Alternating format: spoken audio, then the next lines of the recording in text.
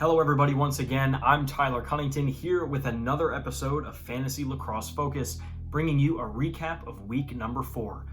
First, let's take a look at your leaders from the weekend and then preview some matchups for this week. Starting us off, as usual, the top Attackmen.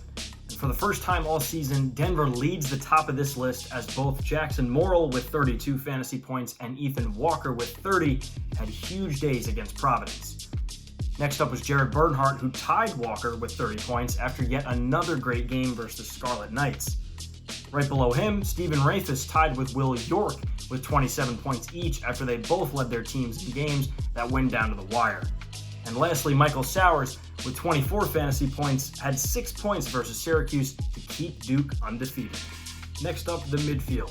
Denver led the way again this time as Alex Simmons had a dominant 5 goals and 2 assists against the Friars for 29 fantasy points. Kyle Long emerged again for the Terps as he did 2 weeks ago, helping take down Rutgers with 24 points thanks to 2 goals and 2 assists. Russell Melendez registered a nice 23 points for Marquette thanks to a hat trick and an assist. Dan Axelson, despite falling to the Pios, had a nice 19 fantasy points in part to 4 goals. And Nakai Montgomery had a solid game in the win over Syracuse with a goal and a few assists.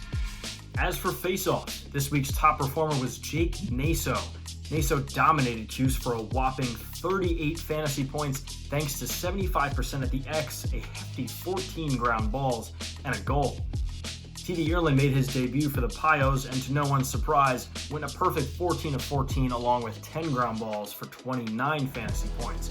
But he was not alone, as his teammate Alex Stathakis had himself a nice 23-point day from 73% and 6 ground balls.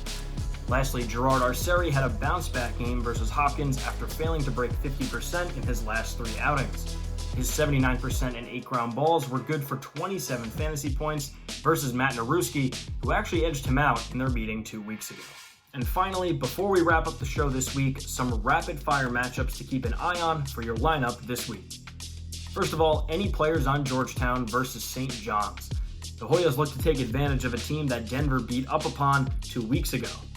Secondly is TD Ierlan or Alex Stathakis, who play Marquette.